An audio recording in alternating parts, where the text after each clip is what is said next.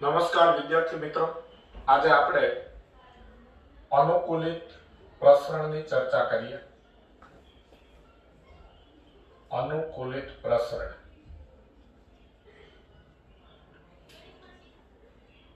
તો અનુકૂલિત પ્રસરણ એટલે શું? તો અનુકૂલિત પ્રસરણનો મતલબ એવો થાય કે કોઈ એક મોટા ભૌગોલિક વિસ્તારમાં જુદા જુદા વસવાટમાં રહેતા સજીવો ઉદ્વિકાસ પામેલા હોય ને એક જ જાતિના હોય તો તેને અનુકૂલિત પ્રસરણ કહેવાય. દાખલા તરીકે આ એક કોઈ મોટો વસવાટ છે, એટલે દાખલા તરીકે દ્વીપ એટલે કે ટાપુ છે.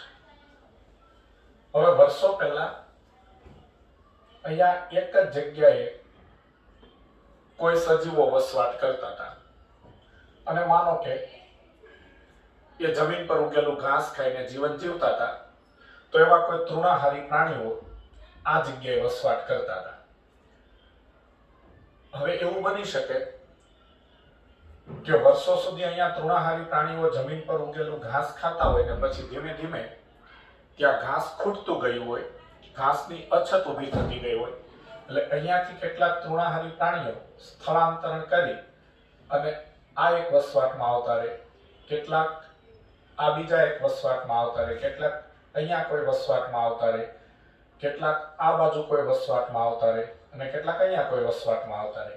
પછી આ જે જુદા જુદા વસવાટમાં આ બધા પ્રાણીઓ વહેંચાઈ જાય, ફેલાઈ જાય, પછી ત્યાં એને વૃક્ષોના પાંદડા ખાવા મળે તો એ પાંદડા ખાવા લાગે, સૂકી ડાળીઓ કે જમીન પર પડેલા કચરા મળે તો એ કચરા ખાવા લાગે, કેટલાક મરી ગયેલા કીટકો કે પ્રાણીઓના મૃતદેહોનો ખોરાક તરીકે ઉપયોગ કરે અને માંસાહારી થાય, કેટલાક ફળ ખાનારા થઈ જાય, કેટલાક અનાજ ખાનારા થઈ જાય, કેટલાક સડી ગયેલા કાગળના ટુકડા કે અન્ય ગંદા કચરાઓનો ખોરાક તરીકે ઉપયોગ કરતા થઈ જાય. તો આવી રીતે આ એક જ વસવાટમાંથી એટલે કે આ એક જ જગ્યાએથી પ્રાણીઓ છૂટા પડી અને આ 1 2 3 4 5 બરોબર એમ 5 જુદા જુદા વસવાટમાં 5 જુદા જુદા નિવાસ સ્થાનમાં ફેલાઈ જાય, પણ બધાના પૂર્વજ એક જ છે. એટલે કે વર્ષો પહેલા આ જુદા જુદા પાંચેય નિવાસ સ્થાનમાં જે સજીવો છે, જે પ્રાણીઓ છે, એ એક સમાન પૂર્વજમાંથી ઉત્પન્ન થયેલા છે અને એક જ પૂર્વજમાંથી ઉત્પન્ન થઈ અને ખોરાક મેળવવા માટે તેને જુદા જુદા નિવાસ સ્થાનોમાં ફેલાવવું પડ્યું, તો આ બાબતને અનુકૂલિત પ્રસરણ કહેવાય. તો અનુકૂલિત પ્રસરણની આપણે ટૂંકી વ્યાખ્યા આપી દીધી કે અનુકૂલિત પ્રસરણ એટલે શું. તો આપણો અનુકૂલિત પ્રસરણની વ્યાખ્યામાં આપણે એવું કહી શકીએ કે વિવિધ જાતિઓના ઉદ્વિકાસની પ્રક્રિયાઓ કોઈ આપેલ ભૌગોલિક વિસ્તારના એક બિંદુથી શરૂ કરી બીજા ભૌગોલિક નિવાસ સ્થાન સુધી પ્રસરે, બરાબર, તો તેને અનુકૂલિત પ્રસરણ કહેવાય. એટલે કે જુદી જુદી જાતિઓના ઉદ્વિકાસની પ્રક્રિયાઓ આપેલ ભૌગોલિક વિસ્તારના એક બિંદુથી, એટલે આ ટાપુ એ કોઈ મોટો ભૌગોલિક વિસ્તાર છે, એના એક બિંદુથી જુદા જુદા નિવાસ સ્થાનો સુધી પ્રસરે, એટલે અહીંયાથી છૂટા પડેલા પ્રાણીઓ આ જુદા જુદા નિવાસ સ્થાનોમાં પ્રસરે, આ ક્રિયાને અનુકૂલિત પ્રસરણ કહેવાય છે. હવે અનુકૂલિત પ્રસરણનું પહેલું ઉદાહરણ છે ડાર્વિન ફિન્ચ. ઉદાહરણ એમસીક્યુ માટે આ ઉદાહરણ ખાસ અગત્યના છે. વ્યાખ્યા પણ આ રીતે આપેલી હોય કે એમસીક્યુમાં તમને વ્યાખ્યા આપે કે આપેલ કોઈ એક ભૌગોલિક વિસ્તારના કોઈ એક બિંદુ એટલે એક નિવાસ સ્થાનથી શરૂ કરી અને સજીવો જુદા જુદા નિવાસ સ્થાનોમાં પ્રસરણ પામે, સજીવો જુદા જુદા નિવાસ સ્થાનોમાં વસવાટ કરવા જાય, તે બાબતને શું કહેવાય? અનુકૂલિત પ્રસરણ. અનુકૂલિત પ્રસરણની ક્રિયા પણ ઉદ્વિકાસ દર્શાવે છે. હવે એના ઉદાહરણ જોઈએ. તો પહેલું ઉદાહરણ છે ડાર્વિન ફિન્ચ. Darwin Finch. તો પહેલું ઉદાહરણ છે ડાર્વિન ફિન્ચ. તો ડાર્વિન નામના પ્રકૃતિવિદ એક ગેલાપેગોસ ટાપુ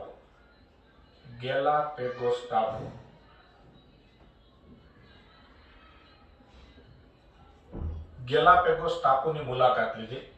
તો ગેલાપેગોસ ટાપુની મુલાકાત ડાર્વિન ફિન્ચ નામના વૈજ્ઞાનિકે લીધી. એટલે કે ડાર્વિન ફિન્ચે, બરાબર, ડાર્વિને લીધી. ડાર્વિન ફિન્ચ ને, ફિન્ચ તો પક્ષીનું નામ છે. તો ગેલાપેગોસ ટાપુની મુલાકાત ડાર્વિને લીધી, બરાબર. તો ડાર્વિને ગેલાપેગોસ ટાપુ એ અમેરિકાનો એક ટાપુ છે અને એવું કહેવાય છે કે એક જીવંત પ્રયોગશાળા છે. જીવંત પ્રયોગશાળા છે એવું એટલા માટે કહેવાય છે કે ત્યાં ખૂબ મોટી સંખ્યામાં જુદા જુદા પ્રાણીઓની જાતિઓ છે ગેલાપેગોસ ટાપુ પર. એટલે જ્યારે વૈજ્ઞાનિક ઢબે એનું અવલોકન કરવામાં આવે તો અલગ અલગ કેટલી જાતિના પ્રાણીઓ ત્યાં જોવા મળે છે. તો અલગ અલગ ઘણી બધી જાતિના પ્રાણીઓ ત્યાં જોવા મળે છે. એટલે ગેલાપેગોસ ટાપુ એ વિશ્વની એક ખૂબ મોટી જીવંત પ્રયોગશાળા છે. તો આ ગેલાપેગોસ ટાપુની મુલાકાત ડાર્વિને લીધી. તો ત્યાં ડાર્વિને એક નાનું અને કાળા રંગનું પક્ષી જોયું. નાનું અને કાળું ફિન્ચ પક્ષી જોયું. ફિન્ચ પક્ષી જોયું, બરાબર. તો નાનું અને કાળું ફિન્ચ પક્ષી ત્યાં હતું. ઓકે, આ નાનું અને કાળું ફિન્ચ પક્ષી છે એ ડાર્વિને જોયું અને ડાર્વિને તેના પર ઉદ્વિકાસનો અભ્યાસ કરેલો. એટલે પછીથી આ ફિન્ચને ડાર્વિન ફિન્ચ કહેવાય છે, બરાબર. તો ડાર્વિને આ ફિન્ચ પક્ષી પર ઉદ્વિકાસનો અભ્યાસ કરેલો, બરાબર. ડાર્વિને ફિન્ચ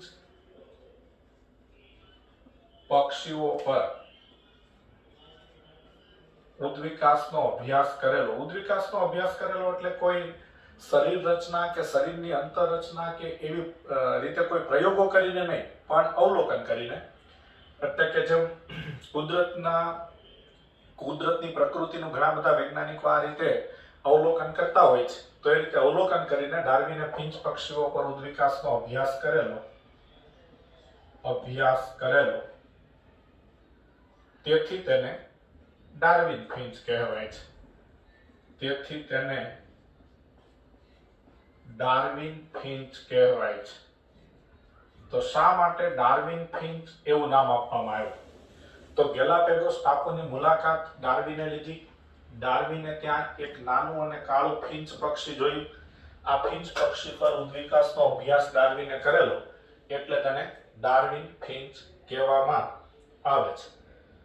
ઓકે, હવે આ એક જ ટાપુ ઉપર ઘણી જાતની ફિન્ચસ ડાર્વિને જોઈ. ગેલાપેગોસ એક જ ટાપુ પર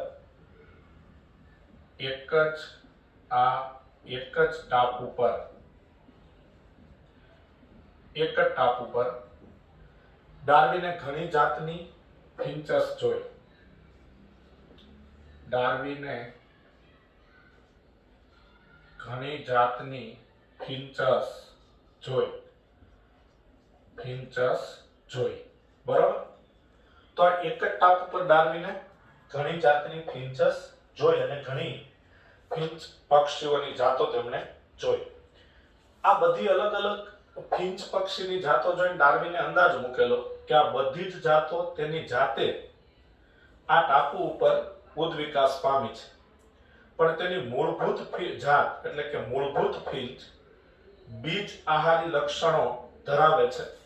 તો મૂળભૂત ફિન્ચ એટલે એમ કે ફિન્ચની જેટલી જાતો તેમણે જોઈ એ ફિન્ચની બધી જાતો આ એક જ ગેલાપેગોસ ટાપુ પર ઉદ્વિકાસ પામી છે. માનો કે આ ગેલાપેગોસ ટાપુ છે અને આ બધી ફિન્ચની અલગ અલગ જાતો છે. તો એ બધી જાતો આ એક જ ગેલાપેગોસ ટાપુ પર ઉદ્વિકાસ પામેલી છે અને મૂળભૂત ફિન્ચ પક્ષીઓ એટલે મૂળભૂત જાત એ બીજ આહારી છે. તો ફિન્ચની મૂળભૂત જાત એટલે કે મૂળભૂત ફિન્ચ, બરાબર, ની જાત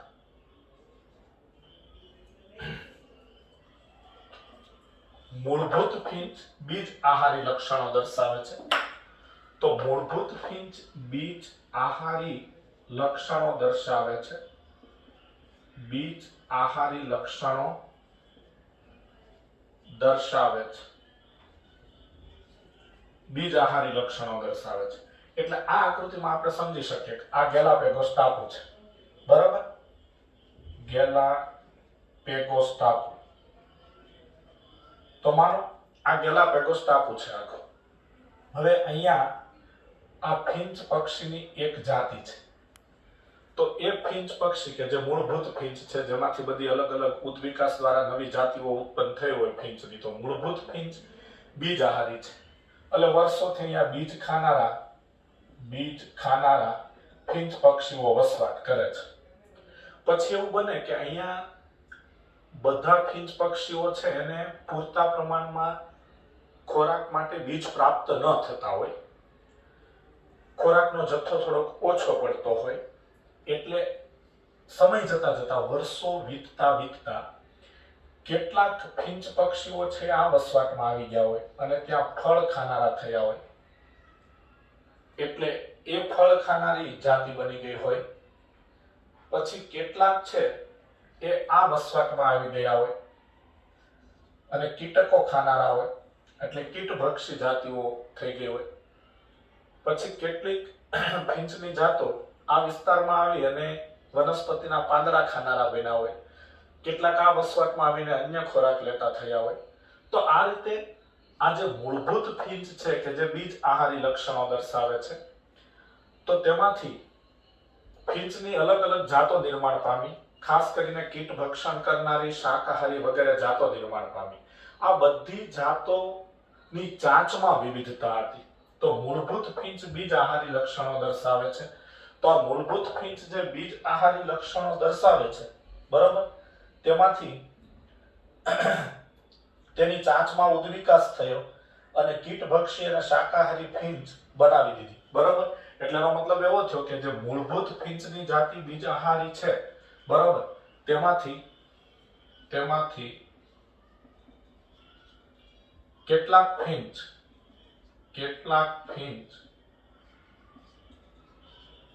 શાકાહારી થયા, એટલે વનસ્પતિ ખાનારા થયા, શાકાહારી, તથા કેટલાક ફિંચ કીટભક્ષી થયા. તો મૂળભૂત ફિંચ કે જે બીજ આહારી લક્ષણો દર્શાવે છે, પણ પછી એમાંથી ખોરાક તરીકે બીજ ઓછા મળતા હોય, તેમાંથી કેટલાક ફિંચ અન્ય વસવાટમાં જઈને ફળ ખાવા લાગ્યા, કીટકો ખાવા લાગ્યા, શાકાહારી થયા, વનસ્પતિના પાંદડા ખાવા લાગ્યા, સૂકી ડાળીઓ કે બીજા કચરા ખાવા લાગ્યા. તો અલગ અલગ વસવાટમાં જઈ અને ત્યાં શાકાહારી કે કીટભક્ષી થયા. તેમની ચાંચમાં વિવિધતા હતી. તો તેમની ચાંચમાં ઉદ્વિકાસની ક્રિયા દ્વારા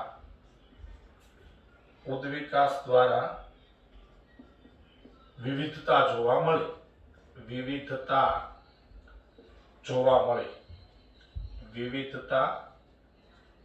મળી.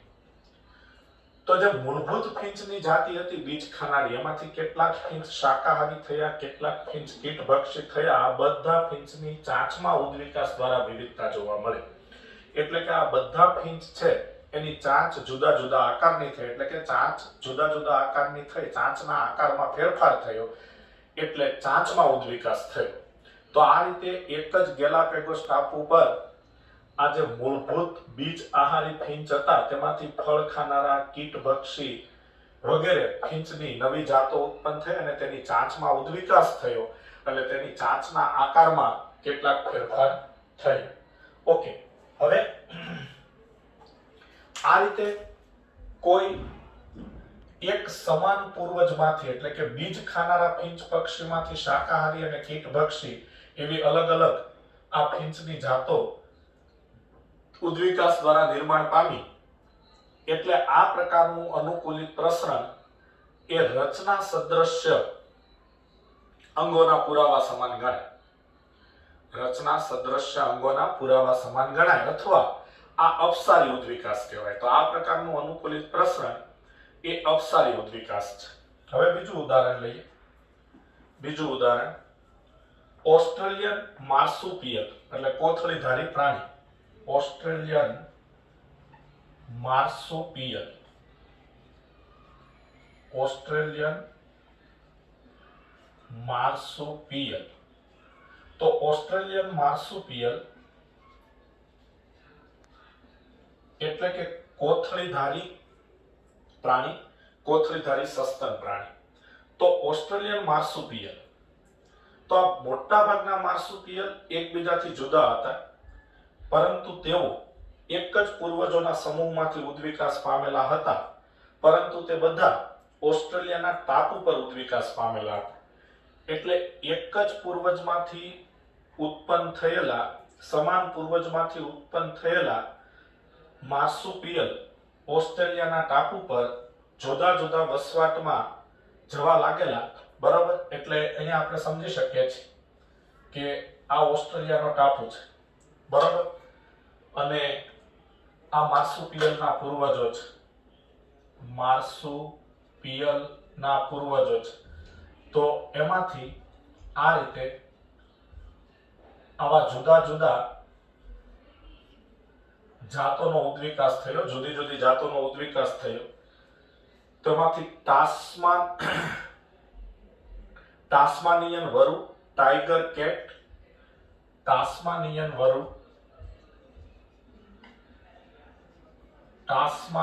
વરુ, ટાઈગર કેટ, પછી પટ્ટાવાળું કીડીખાવ. એટલે આ બધા માર્સુપિયલ પ્રાણીઓ છે, પણ એક જ પૂર્વજમાંથી ઉત્પન્ન થયા. તો પટ્ટાવાળું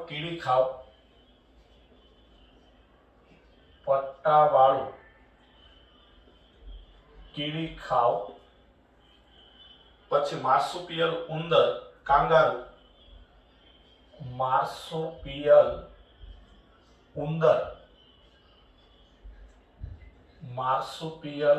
ઉંદર, કાંગારૂ. ત્યાર પછી વોમ્બેટ,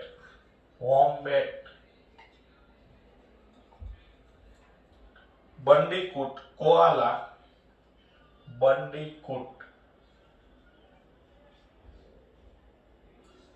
કોઆલા,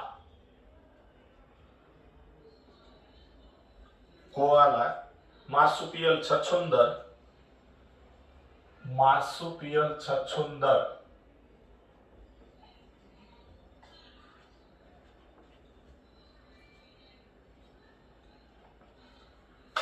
અને સુગર ગ્લાઇડર.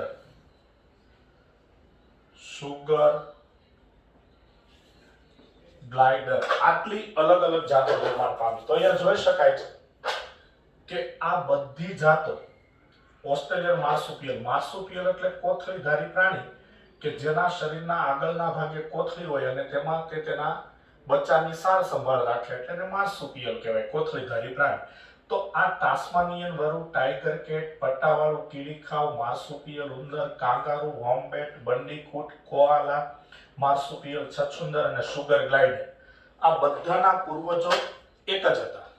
અને આ બધી અલગ અલગ જાતો એક જ ટાપુ પર, ઓસ્ટ્રેલિયાના ટાપુ પર, એક જ ટાપુ પર ઉદ્વિકાસ પામી અને સમાન પૂર્વજમાંથી ઉદ્વિકાસ પામી. અને પછી આ બધી જાતોને અલગ અલગ વસવાટમાં, અલગ અલગ નિવાસ સ્થાનમાં રહેવાનું થયું, એટલે જુદા જુદા નિવાસ સ્થાનને અનુકૂલિત થયા. પરંતુ એક જ પૂર્વજમાંથી ઉત્પન્ન થયા, જુદા જુદા નિવાસ સ્થાનમાં જવાનું થયું અને જુદા જુદા નિવાસ સ્થાનને અનુકૂલિત થયા, એટલે આ પણ અપસારી ઉદ્વિકાસ છે. અપસારી ઉદ્વિકાસ, રચના સદૃશ્યતા. ત્રીજું ઉદાહરણ જોઈએ. તો ત્રીજું ઉદાહરણ છે એ જરાયુજ સસ્તન અને ઓસ્ટ્રેલિયન માર્સુપિયલનું છે. ત્રીજું ઉદાહરણ જરાયુજ સસ્તન અને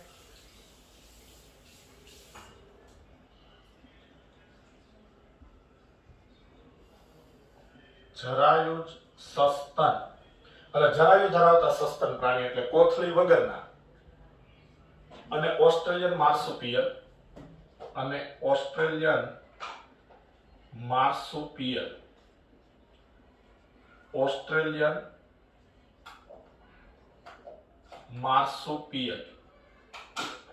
આ જરાયુ સસ્તન ને ઓસ્ટ્રેલિયન માર્સુપિયલ એ સમાન પૂર્વજમાંથી ઉત્પન્ન નથી થયેલા.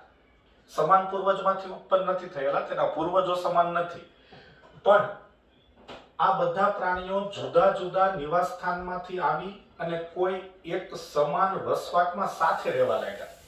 તો જુદા જુદા પૂર્વજોમાંથી ઉત્પન્ન થયા, જુદા જુદા નિવાસ સ્થાનોમાંથી આવેલા અને એક જ જગ્યાએ સાથે રહેવા લાગ્યા, એટલે તેમાં કાર્યો સમાન થયા, એટલે આ કાર્ય સદૃશ્યતા છે. એટલે કે અભિસારી ઉદ્વિકાસ દર્શાવે છે. તો અભિસારી ઉદ્વિકાસ દર્શાવે છે, અભિસારી કન્વર્જન્ટ ઇવોલ્યુશન, અભિસારી ઉદ્વિકાસ દર્શાવે છે. અને અભિસારી ઉદ્વિકાસની ઘટના એ પણ અનુકૂલિત પ્રસરણ છે. હવે આ જરાયુજ વરુ અને ટાસ્માનિયન વરુ, જરાયુજ વરુ અને ટાસ્માનિયન વરુ આ ઉદાહરણ છે.